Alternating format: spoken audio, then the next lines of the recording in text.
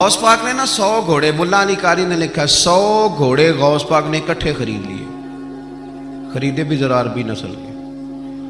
तर्जमा करा अज तक की बनता इस गल का, यानी 1.25 करोड़ वाली पजारो तो वह भी 100। बड़ी मुश्किल में नहीं आ जाते देखने वाले। दसो मौलवी साहब का की काम है, इनिया गड्डियां कट्ठियां वो है गल। तो गौस पाक ने 100 घोड़े इकट्ठे ही, यहाँ एक रवायत है कि 50 घोड़े अरबी नस्ल के महंगे। उस दौर में वही अरबी नस्ल के घोड़े कमाना वही था जो आज आपके यहाँ ना लैंड क्रूजर कमाना है। एक गौस पाक का मुरीद था, तो एक शख्स से कहने लगा चल मैं तुझे अपने पीर साहब से मिला के लाऊं।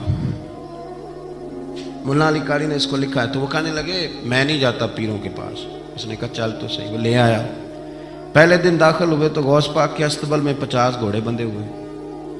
पहला ही शिकवा, कहने लगा यार गुस्सा ना करना। यही होती है ना बातें, स्टाइल भी यही होती, गुस्सा ना करना। वैसे एक घोड़े से भी काम चल ही सकता है। आपको पता है ना, बड़ा बड़ा लोगों को याद आता है गरीबों की बच्चियां और फलानी शय और गरीब और ये बड़ी बड़ी चीज़ें याद आ, उसको भी याद आ। गुस्सा ना करना। मैं अब उस बेचारे के पास जवाब भी कोई नहीं था कि हजरत साहब बात तो ठीक ही है, लेकिन जब आप किसी के हाथ पे बैत कर लेते हैं ना, फिर आपका इन कहानियों में उलझना बनता नहीं।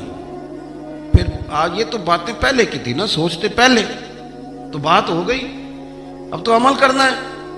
तो होते हैं कुछ कच्चे बंदे भी बेचारे जो सारी जिंदगी सीधे सीधे होने में ही टाइम गुजार देते हैं, और जब तक पक्के होते हैं तब तक काम ही खरा खत्म हो जाता है। गौसे पाक का वो मुरीद कहने लगा यार बात तो तेरी ठीक है, पर चलो मैं पता करूंगा 50 क्यों है। आए मिले, लेकिन वो रोज तंग करता वो बंदा। फिर पूछा पीर साहब से 50 घोड़े क्यों रखे। फिर पूछा पीर साहब से।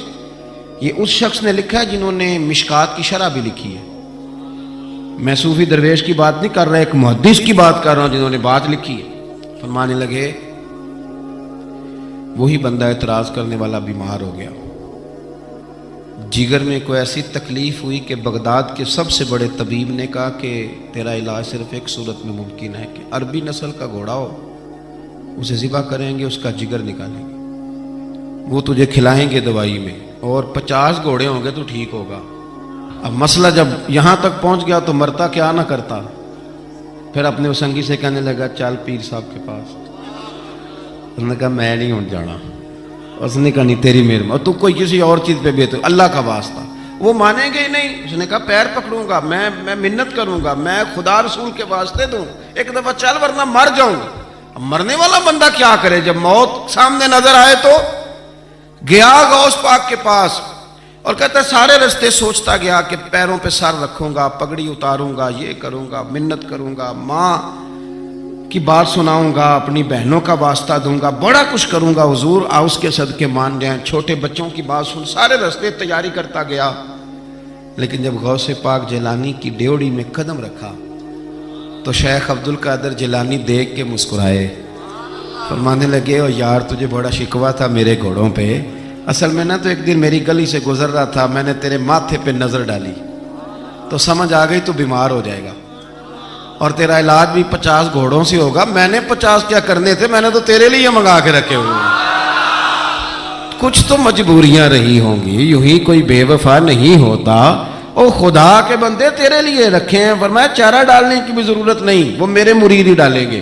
तू रोज आया कर, एक ले जाया कर, अपना इलाज करा। करने लगा हुजूर मुरीद कर ले। फरमाने लगे जो इतने इम्तिहान लेके बैत करे उसे नहीं किया करते, तो मुरीद ही है, तू ले जा खा। और अपना आज तक लोगों को बदगुमानियां होती हैं, और जो अमल करने वाले थे, अल्लाह वालों की बात मानने वाले थे, वो बात मान के दर्जात भी ले गए, और जो कहानियों में थे वो बेचारे आज तक कहानियों में हैं। अभी तक उनका अलजबरा और हिंदसा का रिजल्ट कोई नहीं आया। अभी तक यहाँ कहानियाँ। इन बुजुर्गों की तालीमात पर अमल करें। गौस पाक रदी अल्लाह ताला अन्हु की सारी ज़िंदगी पढ़ोगे तो जो चीज़ सबसे ज़्यादा नज़र आएगी वो अल्लाह के बंदों का प्यार है। गरीब से, मजबूर से, गुनाहगार से। गुनाहगार के साथ आपका प्यार ये है कि आप उसे नेकी की तरफ माइल कर दें। गुनाह इंसान को खा जाता है, घिन की तरह चाट जाता है। अगर आप उसकी सलाह कर देंगे तो आपने उसके साथ बहुत ज़्यादा नेकी कर दी। तो ये सारी तरबियत हुजूर गौसे पाक फरमाया करते थे। अल्लाह ताला हमें उनके फैज़ से फैज़ याफ़